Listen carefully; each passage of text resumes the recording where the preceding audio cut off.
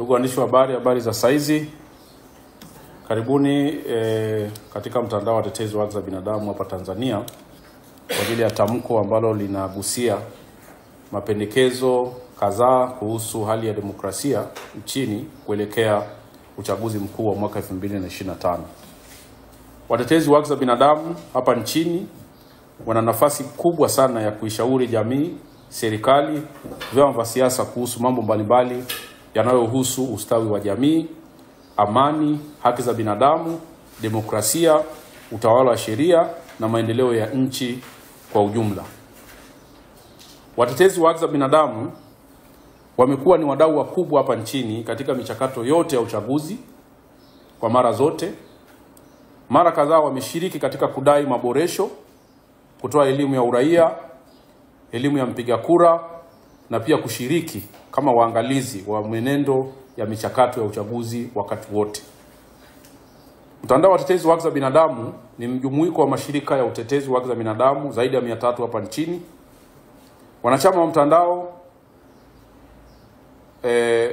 mara kadhaa wamekuwa wakishauri viongozi wa siasa hapa nchini pamoja na serikali kuhusu namna bora ya kutatua changamoto mbalimbali za kijamii zikiwemo zinazoonekana kujitokeza wakati wote wa uchaguzi hapa nchini. Hivi karibuni wote mnafahamu kabisa tumeshuhudia mivutano na madai ya Watanzania na vyama vya siasa hapa nchini kuhusu kufanyika maboresho ya msingi kuelekea uchaguzi mkuu wa mwaka huu. Haya ni madai ambayo yamefanyika, yamekuwa yakisemwa na Watanzania, vyama vya siasa na wadau wengi sana hapa nchini, lakini sio wakati huu tu. Kila tunapokuwa na uchaguzi madai haya yamekuwepo ya maboresho. Toka mwaka 90 tunaanza uchaguzi wa vyama vingi. Alianzisha madai haya ya maboresho ni tume ya Jaji Nyalali toka mwaka 92. Kwa hiyo ajenda ya maboresho imekuwepo na tunashukuru kwamba kila awamu kuna baadhi ya maboresho yamekuwa yakifanyika. Vyama vya upinzani pamoja na Watanzania wameendelea kutumia mbinu mbalimbali kufikisha ujumbe wao kwa viongozi wa nchi kuhusu madai ya maboresho. Wengine wamefanya mikutano ya hadhara na wengine wameendelea kutumia mitandao na vyombo vya habari kueleza madai haya.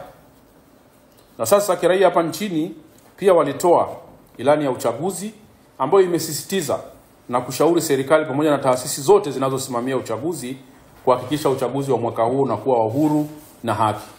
Kwa hiyo swala la kusisitiza masuala ya uchaguzi huru na haki, swala la maboresho sio swala la wanasiasa. Tunataka lieleweke vizuri.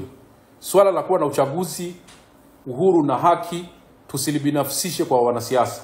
Swala la maboresho ya mchakato wa uchaguzi tusilibinafsishe kwa wanasiasa.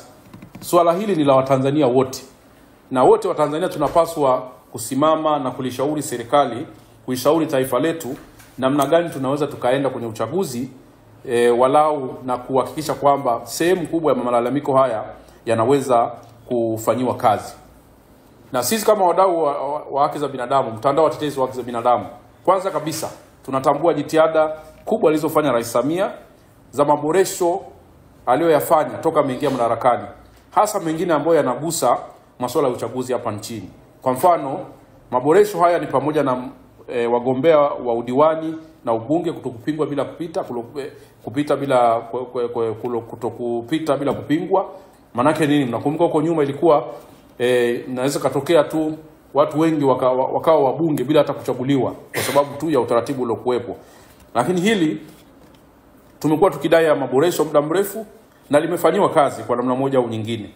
Lakini pia maboresho mengine ni pamoja na tume kuwa na mamlaka ya kuteua watumishi waandamizi kuwa wasimamizi wa uchaguzi. Tumeona pia maboresho ya namna gani ya kupatikana viongozi wa tume wakubwa. Ingawa tutakushirikisha ni kwamba mabadiliko haya hayakutumika katika awamu hii ya kuhakikisha kwamba mwenyekiti wa tume pamoja na viongozi waandamizi wanapatikana kwa njia ya ushindani. Sheria zimebadilishwa tayari lakini bado matumizi yake ya kuanza kufanyika. Kwa hiyo pamoja na maboresho mengine mengi tunaweza tukasema kwamba walau kuna vitu ambavyo vimefanyika. Pamoja na haya maboresho sasa ambayo yamefanyika, bado Watanzania wanaona kuna maeneo mengi yanayohitaji maboresho ya kikanuni, kisheria, kimatendo ili kuwa na uchaguzi huru na haki hapa nchini. Nimesisitiza pamoja na maboresho hayo ambayo tayari yamefanyika, bado Watanzania na sio wanasiasa peke yao tunaona kwamba kuna baadhi ya mambo ambayo yanafaa kufanywa kazi. Yanaweza kuwa ya kikanuni, kisheria, au wakati mwingine hata maboresho ambayo yanatokana na kimatendo tu, vitendo vya baadhi ya wasimamizi wa uchaguzi au wote wanaohusika na uchaguzi. Kwa hiyo umuhimu wa maboresho ya ziada ulidhihirika kwa mfano katika uchaguzi wa serikali za mitaa mwaka jana. Maboresho haya yalifanyika kabla ya uchaguzi wa mwaka jana, lakini tulivyokwenda kwenye uchaguzi wa mwaka jana, pamoja na maboresho hayo, nadhani mliona dosari na vilio vingi kuhusiana na uchaguzi. Tuliona watu wa upinzani wakienguliwa, tuliona mambo mengi ambayo yalikuwa yanakwenda kinyume na misingi ya utawala bora na haki za binadamu. Kwa hiyo kwa maana yake ni nini? Ni kwamba pamoja na maboresho yaliyofanyika, tumeona kwamba hata uchaguzi uliopita bado ulikuwa una changamoto nyingi. Sasa kwa kutumia hata mfano huo, maana yake ni nini? Tungepata sasa nafasi, tungeona umuhimu wa kukaa kama taifa, kuona tena ni wapi tumekosea baada ya maboresho yale tuliyofanya. Mbona uchaguzi wa mwaka jana ulikuwa una changamoto? Kwa hiyo tungefanya hivyo, nadhani tungekuwa tumejiandaa vizuri kwenda kwenye uchaguzi ujao, walau tukiwa tumepunguza sehemu kubwa ya hizo changamoto ambazo zimejitokeza. Tunasikitika kuwa pamoja na madai yote haya ya msingi kutoka kwa wananchi, azaki na wanasiasa hapa nchini, hadi sasa madai yote haya, hadi sasa hakuna jitihada zilizochukuliwa za haraka na mamlaka zinazohusika kufanyia kazi hoja hizi. Hilo ni sikitiko letu, kwa sababu taifa limekuwa likilalamika, watu wamekuwa wakilalamika kuhusiana na baadhi ya mambo ya ishu, lakini hatuoni jitihada ambazo zinachukuliwa walau kukaa chini na kuangalia namna gani tunatatua changamoto hiyo. Kwa hiyo niseme tu kwamba utamaduni wa kujadiliana, kukaa kwenye meza majadiliano katika taifa letu unazidi kupungua na kufanya umoja na mshikamano wa taifa kuporomoka. Utamaduni wa kujadiliana, utamaduni wa kukaa na kuzungumza katika taifa ni utamaduni ambao unapotea kwa kasi kubwa.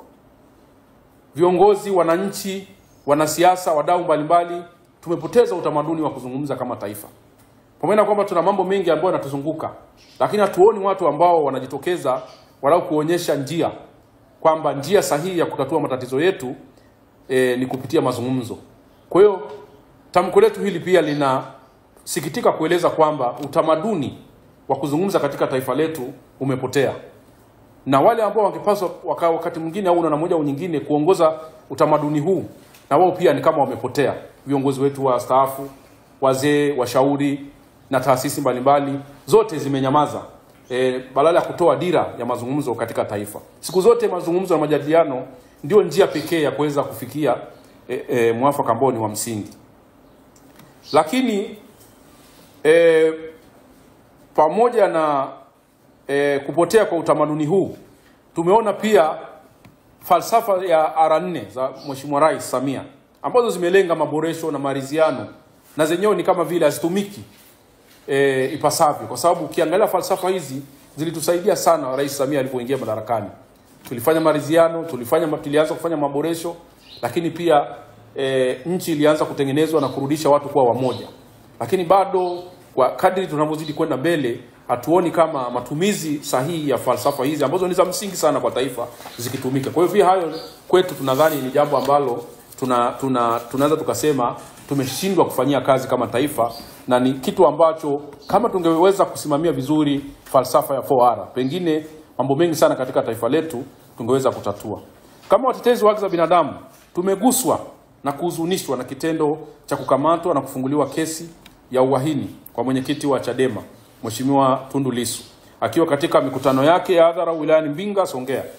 Mazingira ya utaratibu uliotumika kumkamata Mheshimiwa Tundu Lissu haukuzingatia usalama wake, usalama wa raia, lakini pia hata usalama wa polisi waliokuwa katika maeneo hayo. Jinsi bilivyoona ukamataji ule ulivyofanyika, ungeweza kuzua taharuki, ungeweza kuzua janga kubwa sana katika taifa letu. Tunafahamu wote, tuna mifano ambayo imeshatokea wakati wa purukushani ya ukamataji wanasiasa kule Iringa. Mwandishi alipoteza maisha. Wakati wa Kuilina hapa Dar es Salaam walipoteza maisha. Matukio kadhaa kule Pemba watu walipoteza maisha, kule Arusha na matukio mengine watu wengi walipoteza maisha kwenye wakati ya ukamataji wa kawaida. Kwa hiyo sisi tulistuka sana kuona ule aina ya ukamataji uliofanyika pale, kwa sababu wananchi wangejaribu kupambana kwa namna moja au nyingine, pengine tungezungumza sasa hivi maafa makubwa.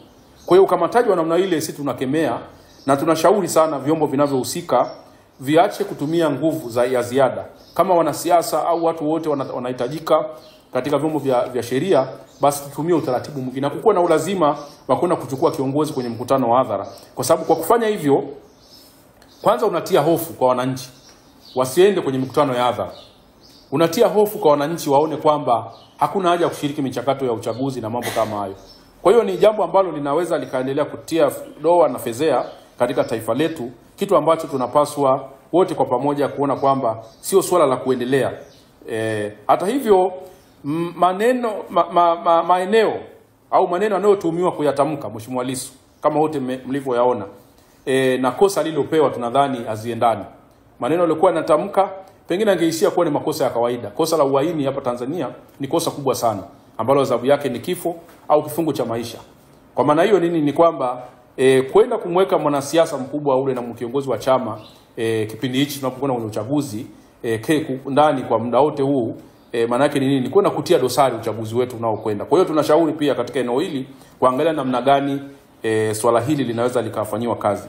Ikumbuke kuwa kipindi hiki cha kuelekea uchaguzi ni dhahiri kuwa lazima kutakuwa na kauli mbalimbali kutoka kwa wanasiasa wa vyama vyote mpaka vyama tawala na wananchi pia wakati mwingine, lakini zisiwapendezeshe ukundi au upande mwingine.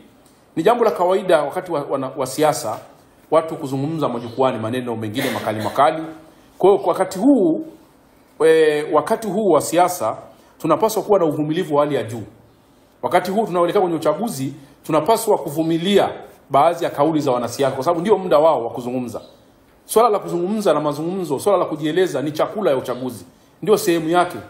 Kwa hiyo hatupaswi kuchukulia kila maneno yanayozungumzwa na wanasiasa kama vile ni maneno ya kuanza kufanyia kazi na vitu kama, kwa sababu ndio wakati wake wa wanasiasa kuzungumza, wananchi pia kuzungumza, kwa sababu tunakwenda kwenye jambo la kitaifa ambalo ni la msingi, kuchagua viongozi wa kitaifa. Pamoja na haki ya kujieleza kuwa ni muhimu wakati wa uchaguzi, wananchi, watetezi na wanasiasa wote wanapaswa kuwa makini na kauli zao ili kuepuka kujiingiza katika migongano ya kisheria. Wakati huo vyombo vya dola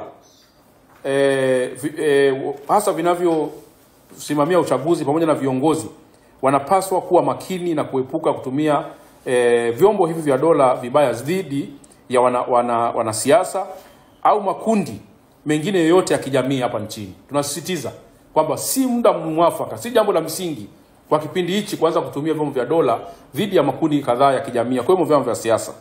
Ni wakati ambapo vyombo vya dola vinapaswa kuwa mstari wa mbele kuhakikisha kwamba makundi yote yanatimiza haki zao za kisiasa za kushiriki michakato ya kiuchaguzi.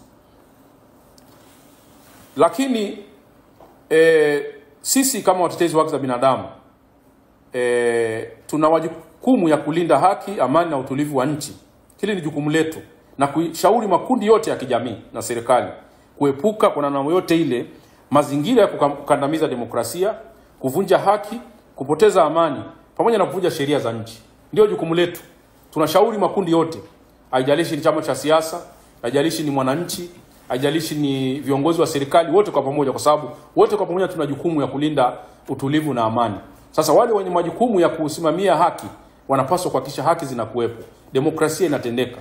Lakini na wale ambao wanatumia hizo haki wanapaswa na wenyewe kuwajibika kuhakikisha kwamba hawavunji sheria za nchi. Kwa hiyo tunashauri tunapoelekea kwenye uchaguzi, makundi yote kuanzia viongozi wa serikali, taasisi zinazosimamia uchaguzi, wanasiasa wenyewe, sisi watetezi, nyinyi waandishi wa habari na Watanzania kwa ujumla, tuzingatie misingi ya kitaifa ili tusije tukajikuta tunakwenda katika mazingira magumu. Mwisho wa utangulizi huu tunakuja na pendekezo letu moja kubwa ambalo tunadhani ni muda mwafaka sasa kulifanyia kazi swala hili ili kuepuka kuendelea kwenda kwenye uchaguzi tukiwa na watu wengine wakiwa ndani, watu wengine wakiwa na dukuduku, wengine wakiwa na hofu. Pendekezo letu hili ni kuwepo kwa mwafaka wa kitaifa kuelekea uchaguzi mkuu. ili kusaidia taifa kwenda katika uchaguzi tukiwa wamoja na wenye utulivu hali ya juu. Mtandao wa Watetezi wa Haki za Binadamu unapendekeza kupatikana kwa mwafaka wa kitaifa. Mwafaka huu wa kitaifa ni muhimu sana kwa kuwa utatoa nafasi na dukuduku zote kufanyiwa kazi kabla ya kwenda kwenye uchaguzi. Swala la mwafaka wa kitaifa si la kwanza kufanyika taifani katika taifa letu au katika nchi zingine. Kule Zanzibar mwafaka ulishakuwepo mpaka ikapelekea kuwepo kwa umoja wa serikali, umoja wa kitaifa baada ya mauaji mengi yaliyotokea kule Pemba na mambo mengine. Kumekuwepo na watu mara kadhaa kukutana katika awamu zote, wananchi na wanasiasa kuelekea kwenye uchaguzi kwa lengo la kupata mwelekeo wa pamoja. Kwa sisi ni shauri letu hili kubwa kama njia ya kulishauri taifa. Pamoja na kwamba tunaweza tukaenda kwenye uchaguzi kwa upande mmoja na upande mwingine wakiwa wananungunika, sisi tunadhani sio sahihi kufanya hivyo. Ndio maana tunasema tuwe na mwafaka wa kitaifa kabla ya kuendelea kwenda kwenye uchaguzi. Sasa nani anatapaswa kuhusika kwenye mwafaka huu? Swala la uchaguzi ni swala la Watanzania wote. Hivyo tunapendekeza mwafaka huu wa kitaifa uyakusanye makundi yote ya kijamii kama viongozi wa dini, asasi za kiraia, vyama vya siasa na taasisi zingine za kiserikali.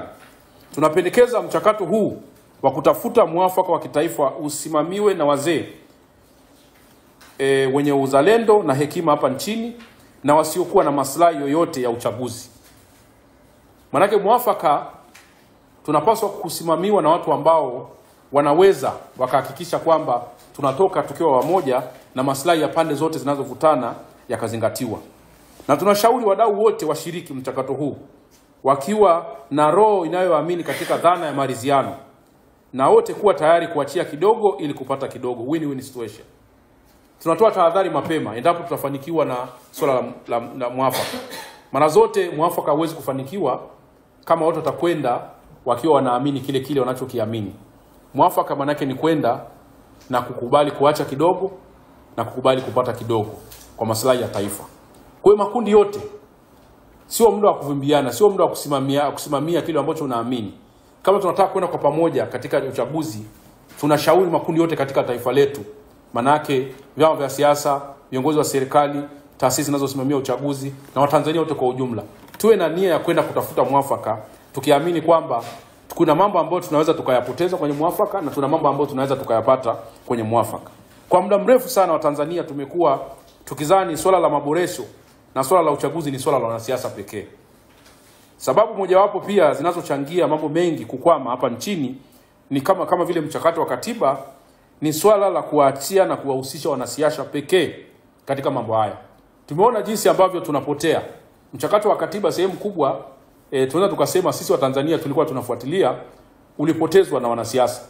Kwa hiyo kitendo cha kuacha wanasiasa waongoze mambo mazito ambayo kama haya ya kitaifa na sisi kukaa nyuma, ndio tunatufikisha hapa tulipo. Tunapaswa tuwe beba kwa bega kama taifa na kila mmoja akaguswa kwamba mchakato wote wa uchaguzi ni mchakato wa kila Mtanzania, sio wa wale walioko kwenye vyama, sio wa wale tu walioko kwenye uongozi, bali Mtanzania yoyote ambaye amezaliwa leo na atakayezaliwa kesho. Swala la mchakato wa uchaguzi unamhusu moja kwa moja. Sababu moja hapo pia zinazochangia kukwama kwa mambo kadhaa ya kitaifa ni watu kutokuwa na tayari kwenda kwenye meza ya majadiliano kwa lengo la kuweza kupata maslahi mapana ya kitaifa. Hilo ndio changamoto kubwa ambayo tunakumbana nalo. Madai ya maboresho ya mfumo wa uchaguzi sio ya wanasiasa na ya kwanza leo, kama nilivyokisha sema, toka mwaka 1992 yalianzishwa na viongozi. Wakati huo hata hatuna mfumo wa vyama vingi na bado yameendelea kuwepo. Kwa hiyo ili kufikia mwafaka na ili kufanikiwa katika mwafaka huu, ni lazima makundi yote ya kijamii ndio yao yanahusika katika mwafaka huu. Kwa hiyo eneo la kwanza, nani anatakiwa kuhusika, nadhani nimelifafanua. Eneo la pili, muda wa mwafaka. Mchakato wa mwafaka uanze mapema iwezekanavyo ili kutoa nafasi ya vyama vya siasa na Watanzania kuelekeza nguvu zao katika kujiandaa na uchaguzi. Na sio kama ilivyo sasa, tunaona vyama vingi wa Tanzania muda mwingi wanazungumza maboresho, muda mwingi unakuta wanatumia katika kutafuta njia bora ya kwenda kwenye uchaguzi badala ya kujiandaa na uchaguzi. Kwa kweli kama wote tuna nia njema na taifa hili, kama sote ni wazalendo kwa taifa hili, nadhani tunapaswa haraka iwezekanavyo kutafuta namna ya kukaa kama taifa ili miezi miwili mitatu inayokuja vyama vyote, Watanzania wote waanze kujiandaa na uchaguzi. Wakae watumie muda uliobaki kujiandaa na uchaguzi badala yake badala ya hali ambayo tunaendelea kuiona kwa sasa. Kwa jambo la muda, kwa sababu wote tunafahamu kabisa tumebakiza miezi mitano twende kwenye uchaguzi. Kwa tunadhani kabla watu wajaanza kuingia kwenye shughuli za uchaguzi moja kwa moja, basi ni vyema tukapata huu mwafaka wa kitaifa.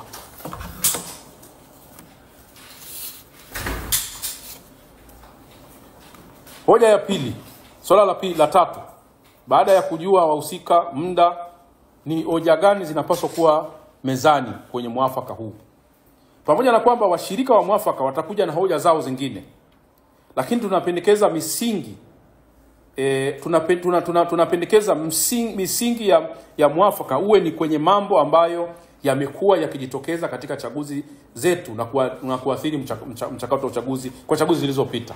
Yaani msingi wake uwe ni yale mambo ambayo tayari yanafahamika, ambayo kila uchaguzi unaokuja yamekuwa yakizungumzwa.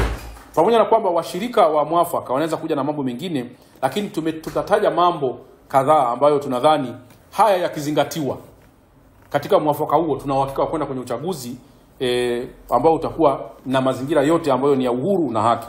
Tunafahamu kabisa kwamba msingi wa changamoto za uchaguzi hapa nchini upo katika katiba na sheria. Hilo liko wazi. Changamoto tunazoziona sasa hivi ni msingi wake ni katiba na sheria. Hilo hakuna nalo lipinga. Lakini kutokana na muda uliosalia kuelekea kwenye uchaguzi, tunadhani yapo mambo ambayo yanaweza fanywa kazi kwa muda huu uliobakia endapo tutakwenda kwa njia hii ya mwafaka wa kitaifa. Tutaweza tu kufanya haya mambo ambayo ni ya msingi tunayotaja, na yale mengine ambayo watu wanaweza kuja nayo kwenye mchakato wa mwafaka endapo tutakwenda kwa njia ya mwafaka. Kuna mambo ambayo ya kikatiba hatuwezi kufanyia kazi makubwa, lakini kuna mambo ambayo ni ya msingi ambayo ndio yamekuwa vilio na kelele wakati wote wa uchaguzi. Haya tunaamini kabisa kwamba yanaweza yakafanywa kazi. Mambo mengine kama upatikanaji wa katiba mpya yanaweza kuwekwa katika mambo ambayo yatafanywa kazi katika mwafaka huo.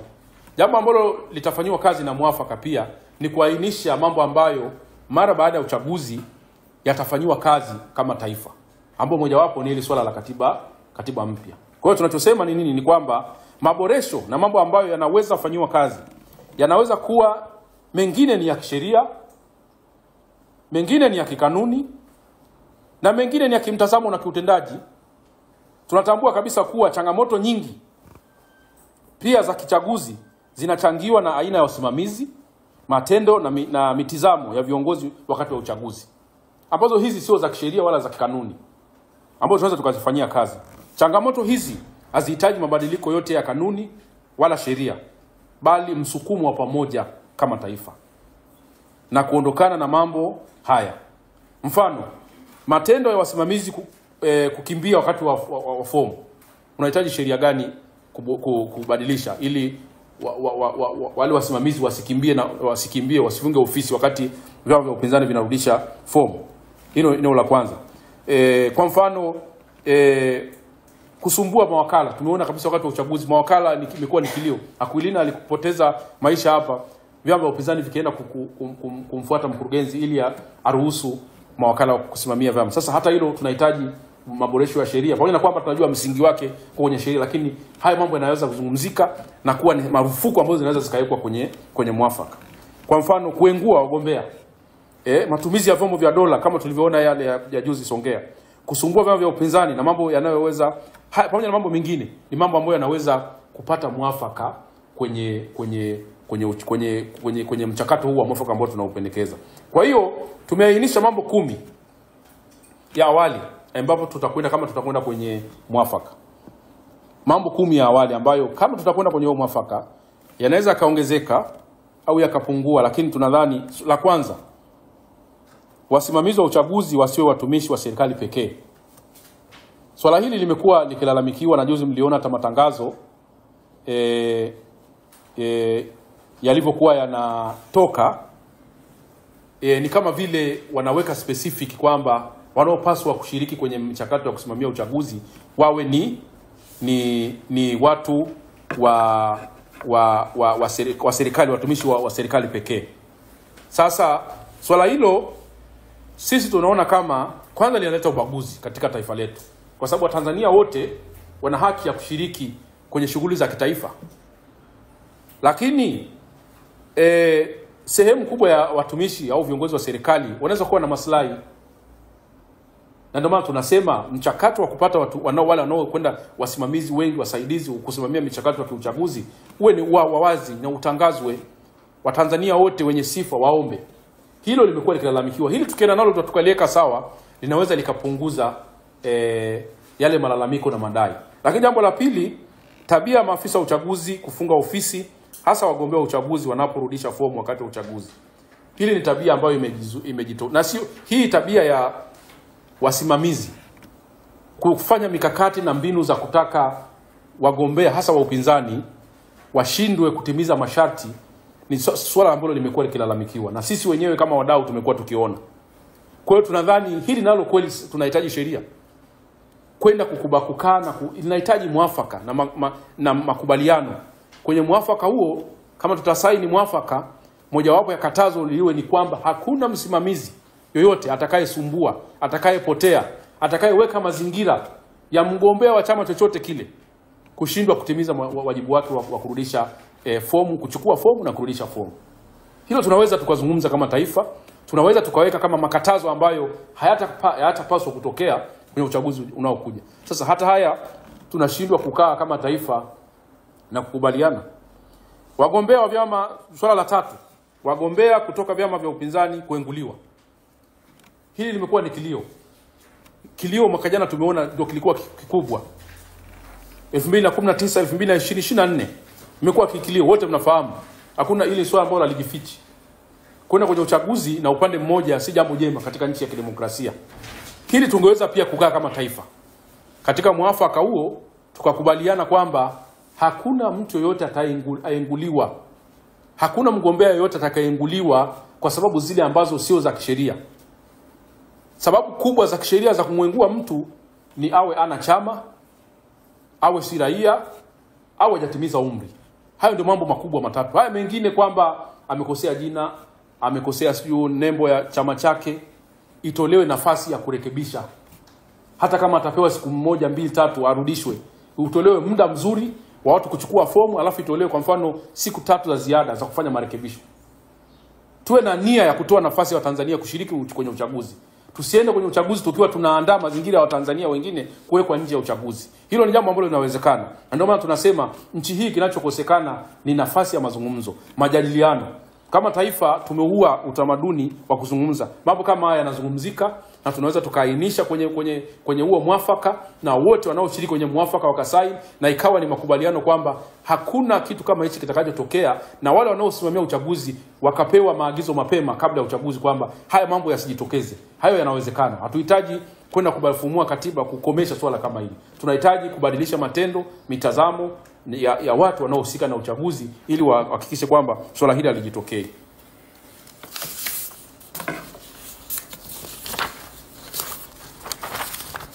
Swala la 4, mawakala kutokuapishwa na kuondolewa kwenye vituo vya kupiga kura.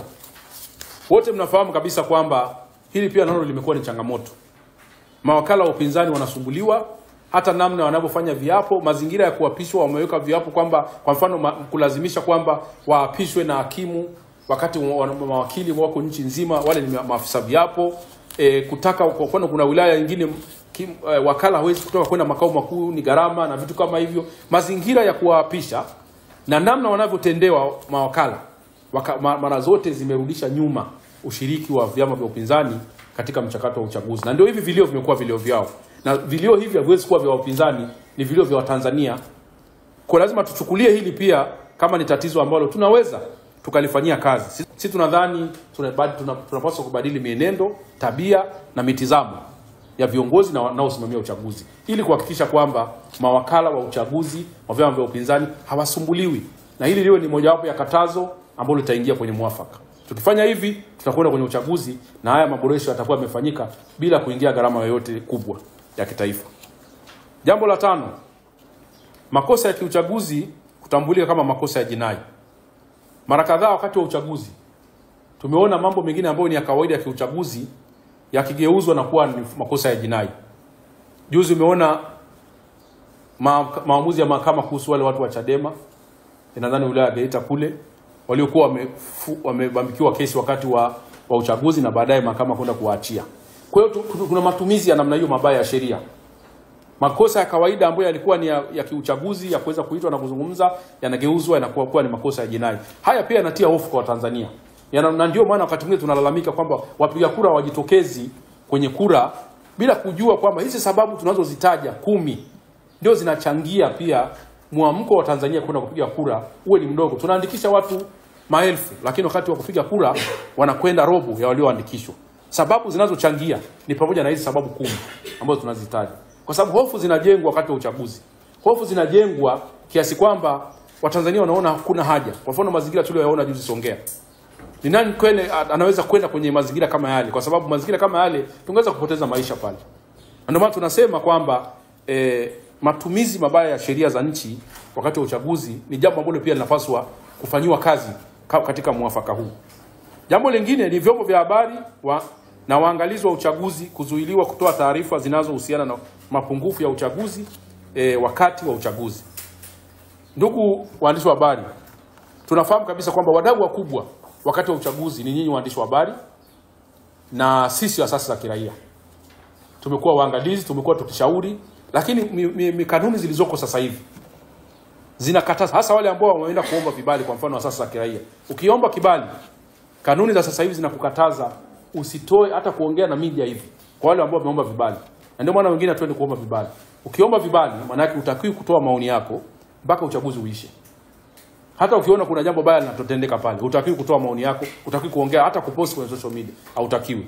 Na ukitoa taarifa yako mpaka upeleke kwanza kwa tume waipitie, alafu ndio wakuruhusu kuitoa kwa umma. Sasa sheria za namna hiyo zinaminya uhuru wa asasi za kiraia. Sisi tunapaswa kuwa waangalizi. Sisi ni Watanzania. Asasi za kiraia za ndani zinapaswa kuwa waangalizi. Na wao wanatoa maoni kama kuna jambo ambalo haliendi sawa, wanaruhusiwa kutoa maoni ili kurekebisha. Kwa hili changamoto tunayoiona, nadhani tunapaswa kuifanyia kazi kama taifa. Na waandishi wa habari, sheria nyingi zinawasumbua. Tunaweza tukakaa katika mwafaka pia kipengele cha waandishi wa habari liwe mojawapo la swala la mwafaka kama ile la kwetu la asasi za kiraia. Na ndio maana tunasema huu mwafaka wa kitaifa ulete watu wote. Waandishi wa habari, kuna sheria nyingi sana ambazo zinawasumbua wakati wa uchaguzi. Uwezo ukaitisha mdahalo na mtu mmoja, kama mwingine ameamua kujisikia kutokuja, basi unafungwa mikono, usiendelee na mdahalo kwa sababu tu kuna mwingine ameamua kubaki nyumbani. Naona sasa sheria kama hizi zinaua uhuru wenu. Waandishi wa habari, kipindi hichi ndio kipindi ambacho chakula yenu ni kubwa kuliko kipindi kingine. Chakula yenu ni nini? Ni maneno. Sasa hivi watu wanapiga maneno sana. Ndio muda watu kuongea. Na nyinyi waandishi wa habari mnatafuta taarifa. Ndio muda wa taarifa nyingi. Sasa ndio wakati huo pia sheria zinawabana, zinawanyima. Kwa hiyo tunasema ni sehemu ya mwafaka. Tunapokwenda kwenye mwafaka, twende pia kujua waandishi wa habari watafanyaje kazi kwenye uchaguzi. Ndio maana nimesema tusichukulie swala la uchaguzi kama la wanasiasa. Swala la uchaguzi ni letu sote na kila mtu anapaswa kudai haki yake kwenye uchaguzi. Sisi kama asasi za kiraia tunapaswa kudai haki zetu kwenye uchaguzi. Wananchi wanapaswa kudai haki zao kuelekea kwenye uchaguzi kama wapiga kura. Wanasiasa wanapaswa kudai haki zao kuelekea kwenye uchaguzi. Kila mtu anapaswa kudai haki yake kuelekea kwenye uchaguzi. Na hili la asasi za kiraia na waandishi wa habari ni jambo ambalo linapaswa kuwa sehemu ya mwafaka, kwa sababu kuna changamoto nyingi sana ambazo pengine tukipata nafasi ya mwafaka tutaweza kuziainisha. Lakini jambo lingine la 7 ni matumizi ya nguvu kutoka kwa vyombo vya dola wakati wa uchaguzi. Wote mnafahamu kabisa kumekuwepo na tuhuma na ushahidi kabisa wa nguvu za ziada zinazotumika wakati wa uchaguzi. Mara kadhaa wakati wa uchaguzi wanasiasa wa upinzani wamekuwa wakikamatwa, mikutano yao kuingiliwa, kubambikiwa kesi mbalimbali. Tumeona na mpaka kesi zingine zimeendelea mpaka sasa hivi. Kwa hiyo haya mazingira yanachochea uadui katika taifa letu. Yanatia hasira katika taifa letu. Kwa hiyo tunaweza pia kuyaondoa bila hata kubadilisha sheria. Sasa tunahitaji sheria gani kwenda kuhakikisha kwamba hakutakuwa na matumizi ya dola kama yale ambayo tumeyaona jana. Kwa mfano 2020 tuliona kule jimbo la Hai askari wakitishia kabisa na kutamkia viongozi kwamba hautashinda. Hayo ni matumizi mabaya ya vyombo vya dola, lakini tumeona la juzi kule Songea na maeneo mengine. Sasa hayo ndio mambo ambayo tunasema tunaweza kwenda nayo kwenye mwafaka. Sidhani kama ndugu wa Tanzania, nadhani labda pengine hii agenda ya no reform haikuweza kufafanuliwa vizuri. Sisi tunadhani kama watetezi wa haki za binadamu haya mambo yanaweza kuzungumzika. Tunaweza tukakaa kama taifa tukafanyia kazi na tukaenda tukiwa kifua mbele kwamba kila mtu anakwenda kupata haki yake wakati wa uchaguzi. Jambo lingine la 8 ni mapungufu ya sheria na kanuni za uchaguzi. Sheria nyingi za uchaguzi bado zina mapungufu. Pamoja na maboresho yaliyofanyika, kuna mapungufu mengi. Mengine ni ya kanuni. Kanuni tunaweza tukarekebisha. Ziko za kisheria. Sheria hapa ndo bunge lipo. Tunaweza tukaamua kama kuna jambo ambalo litahitaji sheria fulani kukaa sawa. Bado tuna muda, bunge lipo. Lakini yale mengine ambayo ni makubwa ya kikatiba tunaweza tukatengeneza kwenye mwafaka vifungu ambavyo vitasema na kuainisha mambo ambayo yatafanywa kazi mara baada ya uchaguzi. Kwa sababu kuna mambo ambayo hatuwezi tukasema tutayamaliza leo. Tunahitaji muda mrefu sana. Hatuwezi kujidanganya unless tuamue kuchogeza uchaguzi mbele. Lakini kama tunataka sisi tunajaribu kushauri mambo ambayo yanawezekana. Siwezi kutumia muda wangu hapa na muda wenu kushauri mambo ambayo hayawezekani.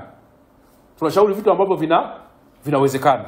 Yale ambayo hayawezekani, kwa mfano kufungua katiba sasa hivi ni mchakato mkubwa. Huwezi kufumua hata kifungu kimoja cha katiba.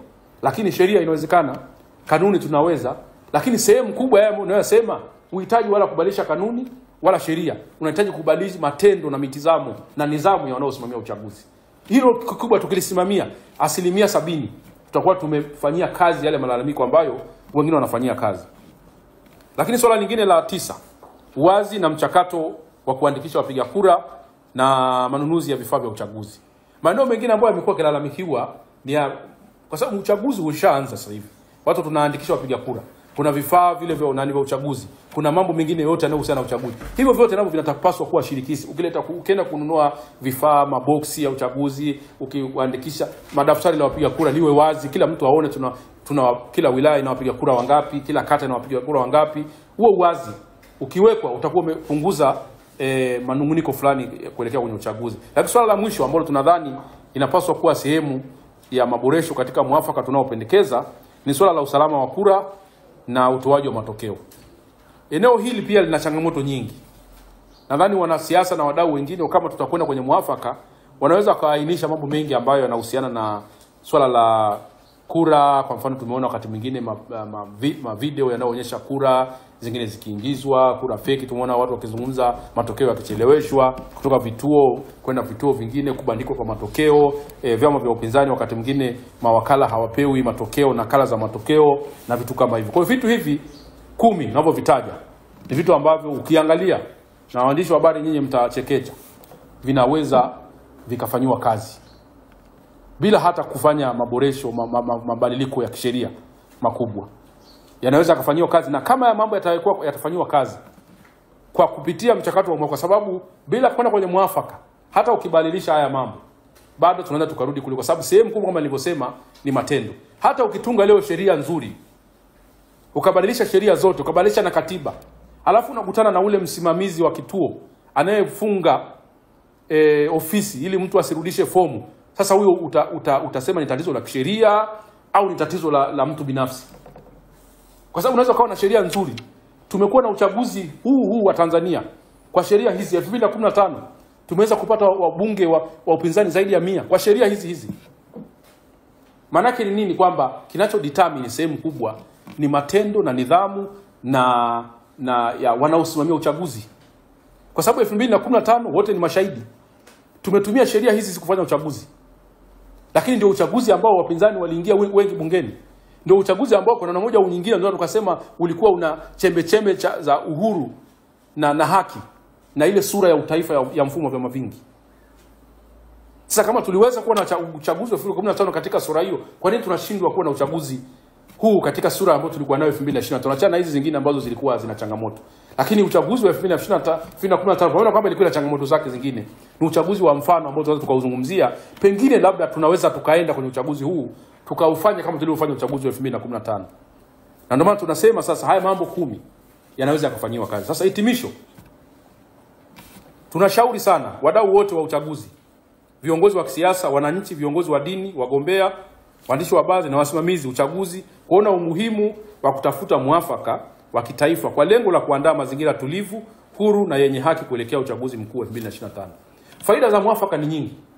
Mwafaka wa wa Rais Karume na na vyama vya upinzani Zanzibar, enzi hizo Mwalimu Seif, tumeona na faida zake pamoja kwamba ina changamoto, lakini iliweza kutuliza hali ya kuleta hali ya utulivu Zanzibar kwa wakati huo. Ni ukweli usiopingika kuwa hoja zilizotajwa hapo juu ndio zimekuwa kilio wakati wote wa uchaguzi, na sio busara kuelekea katika uchaguzi ujao bila kukaa chini kama taifa na kufanyia kazi hoja hizi. Tunalishauri taifa na viongozi wote wa nchi hii, vyama vya siasa, viongozi wa dini, wananchi, nyinyi waandishi wa habari, kuona umuhimu wa kuweka tofauti zetu pembeni na kuwa na mwafaka wa kitaifa kabla ya kuelekea kwenye uchaguzi. Ifike mahala tuwe wazalendo katika taifa letu. Tuache kuweka ubinafsi kwenye mambo yote ya kitaifa. Taifa hili likiingia kwenye machafuko, likivunja amani yake, wote tutaathirika. Haijalishi kwamba ulikuwa mwanasiasa, haijalishi kwamba ulikuwa mwandishi wa habari, haijalishi kwamba ulikuwa ni mwalimu wa chuo, haijalishi kwamba ulikuwa kiongozi wa dini, mtoto, nani, wote tutaathirika. Kwa hiyo tufike mahali tuwe tunaweka maslahi ya mbele ya taifa mbele, na tuone umuhimu wa kwenda kwenye mwafaka kwa lengo la kujenga taifa ambalo ni la kwetu sote. Na tunapokwenda kwenye uchaguzi, wote tuamini kwamba uchaguzi ni wetu sote, kwamba kuna atakayepata na kuna atakayekosa. Hilo ni jambo la msingi, kwa sababu tuliamua kuwa na mfumo wa vyama vingi na kwa kwenye katiba yetu, basi ni lazima tuweke mazingira yote ambayo yanaonekana kwamba tunaendesha chaguzi za mfumo wa vyama vingi. Tunashauri ili kuweza kufikia hatua ya kuwa na mwafaka wa kitaifa, tunashauri pia mashtaka yanayomkabili mwenyekiti wa Chadema Tundu Lissu yaondolewe kwa mujibu wa sheria ya ofisi ya mkurugenzi wa mashtaka ili kupisha utekelezaji wa mchakato huu wa mwafaka wa kitaifa tunaopendekeza.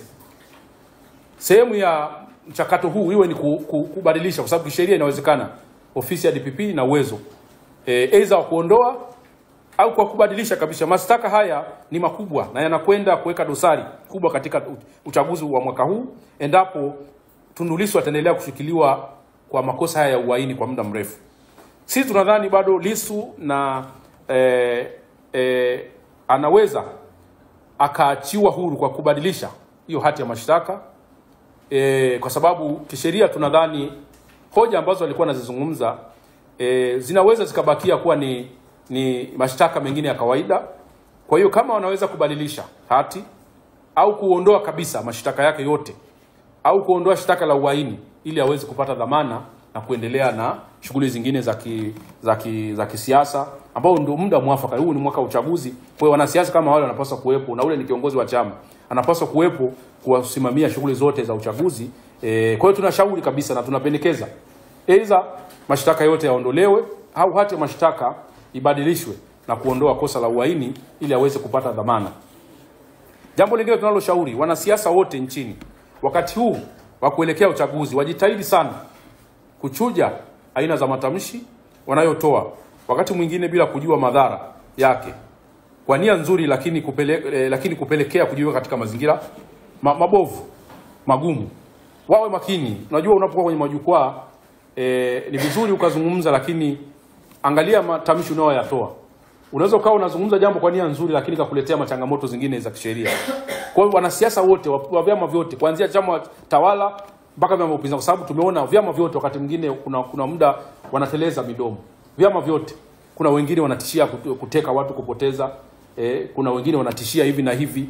Kwa hiyo lazima tufike mahala viongozi wawe makini na kauli zao. Tunashauri kwa sababu ndio kazi yetu, na sisi watetezi hatuwezi kuonea mtu wala hatuwezi kuegemea upande wote. Tunashauri taifa kwa ujumla. Pale ambapo tunaona taifa limekosea tunasema. Pale ambapo tunaona kuna wengine pia wanapaswa kujirekebisha tunasema. Kwa hiyo kauli za wanasiasa ni muhimu kuzingatia kwa namna moja au nyingine, tusijikute tunaingia kwenye mitego ambayo itatupotezea muda. Sisi wote tunafahamu kabisa ili kushiriki uchaguzi kwa mujibu wa katiba lazima upitie vyama vya siasa. Sasa vyama vya siasa kama viongozi wao watakuwa wako ndani, maana yake tutanyima haki wa Tanzania wengi sana kushiriki kwenye uchaguzi. Chadema ni chama kikubwa. kiongozi wake kuwa ndani wakati huu wa uchaguzi ni kuwanyima fursa wa Tanzania wengi kupata nafasi ya kushiriki uchaguzi kupitia chama hicho. Kwa sababu kwa mujibu wa katiba sasa hivi, na ndio maana sisi kwa tunapendekeza tupate mgombea huru. Kwa mujibu wa sasa hivi wa katiba, huwezi kugombea nafasi yote nchi hii bila kupitia chama. Kwa hiyo lazima tuvilinde hivi vyama. Tuhakikishe kwamba hivi vyama haki zao zinalindwa ili waweze kutoa nafasi hiyo wa Tanzania kushiriki kwenye chaguzi mbalimbali. Vyombo vya dola viepuke kwa namna moja au nyingine kutumia mamlaka yao vibaya kwa kuingilia uhuru wa vyama vya siasa hapa nchini. Hilo jambo ambalo tunasisitiza. Kwa kuwa huu ni mwaka wa uchaguzi, ni vyema kutambua kuwa haki ya kujieleza inapaswa kulindwa kwa kila namna, kwa kuwa ndio nyenzo muhimu wakati huu wa uchaguzi. Kama nilivyokwisha sema, serikali, taasisi za umma, wananchi na wanasiasa wanapaswa kuwa na uvumilivu na ustahimilivu wa maneno mengi ya kisiasa yanayotolewa wakati huu. Tukisema tuanze kufuatilia maneno ya kisiasa wakati huu, tutafunga wengi, tutakamata wengi. Kwa tuwe na uvumilivu. Wakati huo tunaposhauri wanasiasa wawe na kauli, wapime kauli zao, wakati huo tunasema pia tuwe na uvumilivu, kwa sababu huu ni muda wa siasa, ni muda wa majukwaa. Mambo mengi na nashukuru nimemsikia msajili wa vyama vya siasa, kama mtaunganisha na hii, amesema wakati huu wa uchaguzi mambo mengi yanazungumza kwenye majukwaa, hatuwezi kufanyia kazi mambo ya majukwani. Mambo ya majukwani ni mengi, wanasiasa wanajibizana kwenye majukwaa.